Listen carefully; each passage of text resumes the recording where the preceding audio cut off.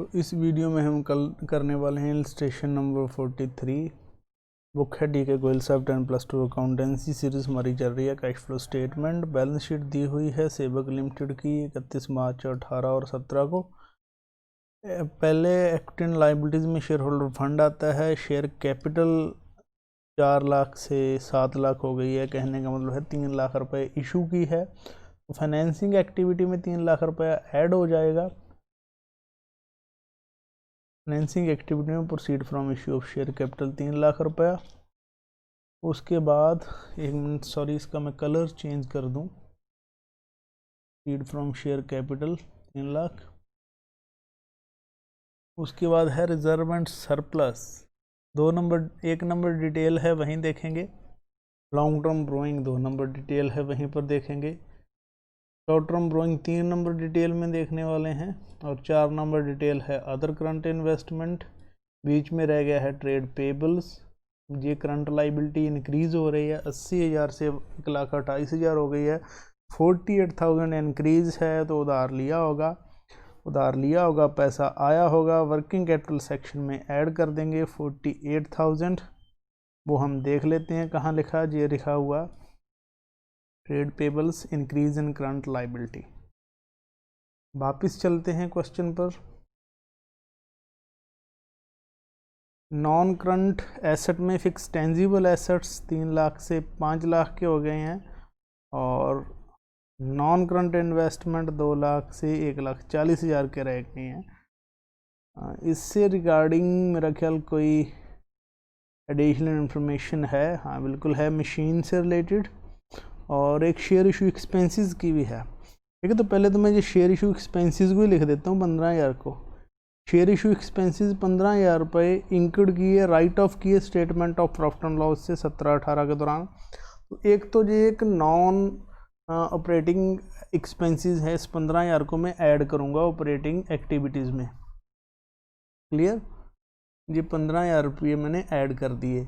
दूसरे फिर ये नॉन ऑपरेटिंग है तो कुछ और तो हो गए ना। एक्टिविटी कौन सी है? ये फाइनेंसिंग एक्टिविटी है, क्योंकि फाइनेंस इकट्ठा करने पे लगे हैं ये शेयर इशू करने पे। तो 15,000 रुपये share issue expenses financing activity के अंदर भी लिख देंगे हम। 15,000 पेमेंट दिखाई तो माइनस में लिख दिया। ठीक है, वापस आ गया क्वेश्चन पर ही। फिक्स एसेट मशीनरी के रिगार्डिंग है ये पॉइंट। और पहले मैं नॉन करेंट इन्वेस्टमेंट को देखूं फिर मशीनरी पे आएंगे। 2 लाख से 1,40 रहेगा तो इसका मतलब सेल किया है। तो 60,000 रुपये के नॉन करेंट इन्वेस्टमेंट सेल किए तो वे इन्वेस्टिंग एक्टिविटी में आ जाएगा, 60,000 रुपये प्लस हो जाएगा। ठीक है, ये लिख दिया 60,000 sale of non current investment. अब चलते हैं एसेट पे। ये जो एसेट हैं 3 लाख से 5 लाख हो गए, तो एसेट का अकाउंट बना देता हूँ मैं। ठीक है, तो इसमें भी कम्युलेटेड डेप्रिसिएशन नहीं बनेगा, क्योंकि कम्युलेटेड नाम की तो कोई चीज़ ही नहीं दी हुई कहीं भी। तो ये बाय डेप्रिसिएशन अकाउंट ही कर देंगे, सीधा ट्रांसफ़र किया है प्रॉफिट एंड लॉस से। By profit and loss account भी लिख सकती है, कई बार लिख देते हैं, लेकिन बाय डेप्रिसिएशन ज़्यादा बेहतर रहता है। ओपनिंग बैलेंस था 3 लाख और क्लोजिंग 5 लाख, 3 लाख एंड 5 लाख। उसके बाद एडजस्टमेंट क्या दी है कि fix asset was a piece of machinery costing 70,000 which was depreciation charge 40,000 sold for 30,000। Cost थी 70,000, डेप्रिसिएशन लग चुका था 40,000। इसका मतलब रिटर्न डाउन वैल्यू कितनी थी? 30,000। बेची कितने में? 30,000 में। तो प्रॉफिट लॉस कितना आया? 0। ठीक है, ना ही प्रॉफिट है ना ही लॉस है। तो हम क्या करने वाले हैं, 30,000 दिखा देंगे सेल बाय बैंक 30,000। प्रॉफिट भी खाली रह जाएगा और लॉस भी खाली रह जाएगा, क्योंकि ना ही प्रॉफिट है ना ही लॉस है। अच्छा, इसके अलावा during the year 140 depreciation was charge on fix asset. इस साल 1,40,000 डेप्रिसिएशन लगा। तो अगर अकम्युलेटेड डेप्रिसिएशन होता तो इस 140 को जहाँ लिखते हम, और इस सिर्फ सेल की हुई मशीन का अकम्युलेटेड डेप्रिसिएशन जितना भी इकट्ठा हो गया होता जहाँ लिखते और उसको हम फिर यहाँ लेके आते। लेकिन जहाँ ये सब कुछ नहीं करना, सीधा ही हम इस 140 को लिखने वाले हैं एसेट के अंदर ही, क्योंकि रिटर्न डाउन वैल्यू पे ही बन रहे हैं, हर साल ही माइनस कर रहे हैं, इकट्ठा कर ही नहीं रहे, अकम्युलेट कर ही नहीं रहे। तो ये हमारा एक साइड का टोटल आ जाएगा 5 लाख, 6 लाख, 6,70,000 रुपये हो गया। दूसरी साइड का कितना आ जाएगा, 3 लाख गया 670 में से, बैलेंस फिगर 3,70,000। ये क्या है, ये परचेज है। तो ये हम करेंगे क्या, 30,000 रुपये की इफेक्ट होने वाला है, 370 का होने वाला है, डेप्रिसिएशन का होने वाला है, और अगर कोई प्रॉफिट लॉस होता तो उसका इफेक्ट होता, नहीं है तो चलो कोई बात नहीं, छोड़ देंगे। अब इस 140 को देखें पहले तो डेप्रिसिएशन को, इसको ऐड करेंगे हम ऑपरेटिंग एक्टिविटी में। 1,40,000 ये ऐड हो गया ऑपरेटिंग एक्टिविटी में एज डेप्रिसिएशन। उसके बाद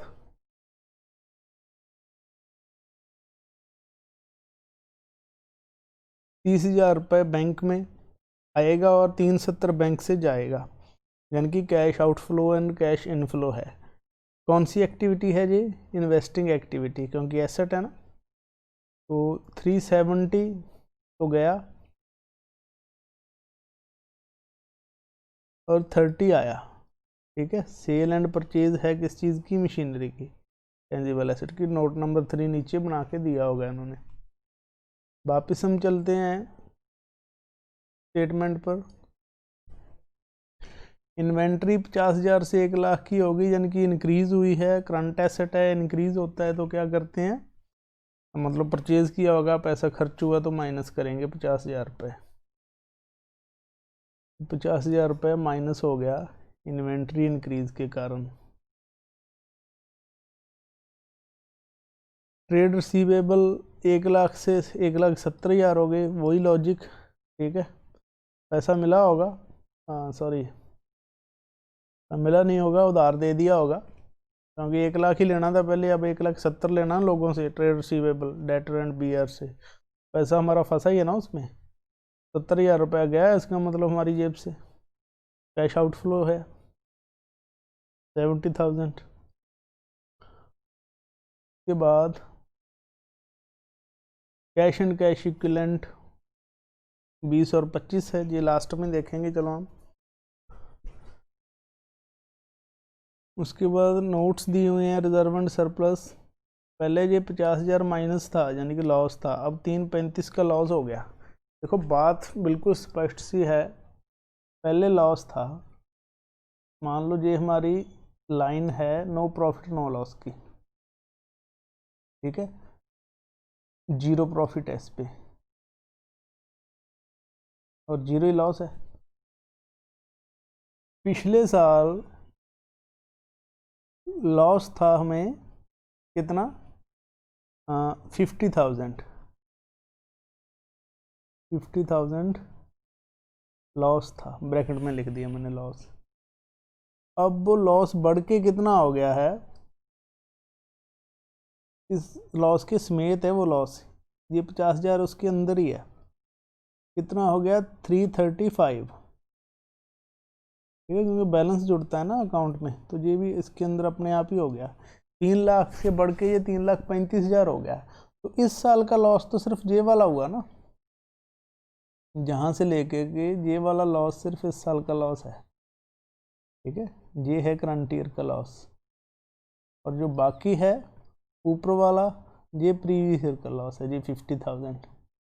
तो करंट ईयर का लॉस कितना हो गया, इस 3,35,000 में से ये 50,000 माइनस कर दें तो लॉस ड्यूरिंग द ईयर कितना बचा, जे 2,85,000 लॉस बचा जे इस साल वाला, ठीक है। फॉर्मूला लगाना है, सिंपल बन जाएगा। क्या होता है क्लोजिंग माइनस ओपनिंग, तो क्लोजिंग लॉस कितना है, माइनस का 335, ओपनिंग कितना है, माइनस का 50,000 माइनस कर दिया, ये माइनस माइनस प्लस हो जाएंगे तो आएगा तो वो भी 285 का लॉस ही ना, ठीक, ये 285 को कहाँ लिखेंगे, इस 285 को हम लिखने वाले हैं ऑपरेटिंग एक्टिविटी, जहाँ से क्वेश्चन हमारा शुरू होगा।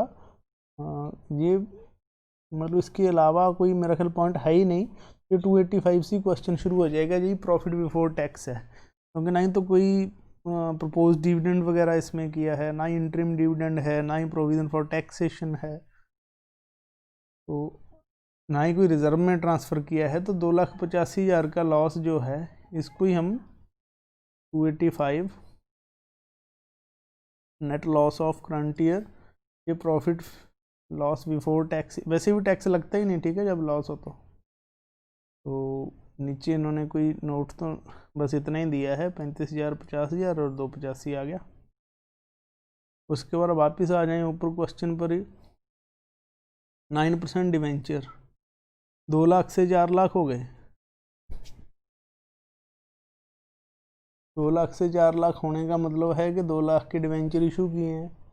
तो इशू ऑफ डिवेंचर 2 लाख रुपए कहाँ आ जाएगा, इन्वेस्टिंग एक्टिविटी में, सॉरी फाइनेंसिंग एक्टिविटी में, फाइनेंस इकट्ठा किया ना डिवेंचर्स। अच्छा, इस पे फिर ब्याज भी तो दिया होगा, कितना दिया, वो डिवेंचर के साथ ही लिखा होता है इंटरेस्ट रेट जी 9%। तो इंटरेस्ट कितना हो गया, देखो अब 4 लाख पे लगाएं या 2 लाख पे लगाएं, ये हमारे ऊपर डिपेंड करता है कि हम एज्यूम क्या कर रहे हैं। तो नॉर्मली हम एज्यूम करते हैं कि जो नया इशू होगा वो बिल्कुल लास्ट डे किया होगा करंट फाइनेंशियल ईयर के, तो इसलिए हम ओपनिंग बैलेंस भी लगा देते हैं। तो ब्याज हमारा 2 लाख पे गुना 9% बन जाएगा 18,000 रुपये। तो 18,000 रुपये, उसका इफेक्ट 2 जगह आने वाला है। एक तो एक मतलब ये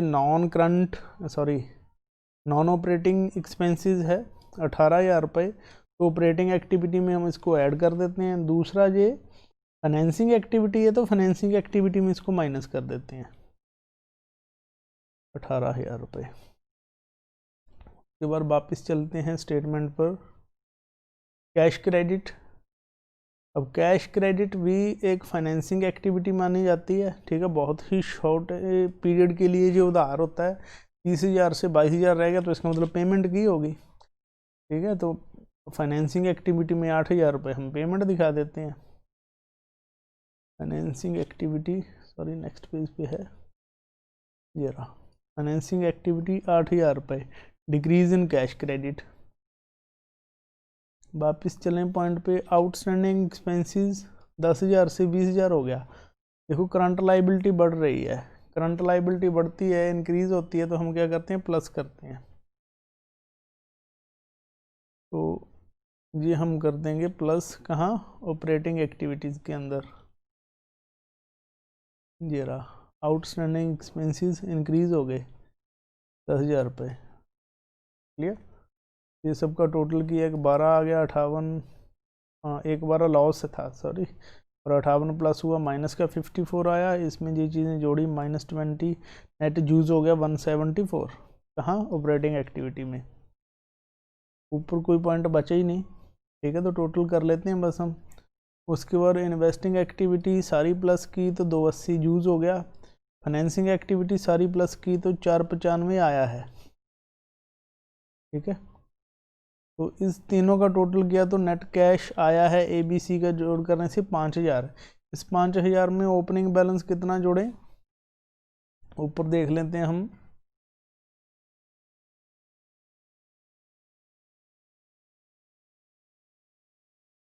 कैश एंड कैश इक्विवेलेंट सिर्फ एक ही दिया हुआ है, ठीक है, 20 और 25, ठीक है। ओपनिंग बैलेंस 20 था, क्लोजिंग 25 के बराबर आना चाहिए, 20 जोड़ दिया तो वो 25 आ जाएगा बराबर, 20 ऐड किया, ओपनिंग बैलेंस, ठीक है, और 25 क्लोजिंग बैलेंस के बराबर आ गया जी। क्वेश्चन हमारा बहुत ही सिंपल था, कंप्लीट हो गया। फिक्स टेंजिबल अकाउंट मैंने आपको वैसे ही बना के दिखा दिया ऊपर, ठीक है, ये बुक में दिया हुआ है आपका। और नेक्स्ट इलस्ट्रेशन हम नेक्स्ट वीडियो में करने वाले हैं। Thank you very much.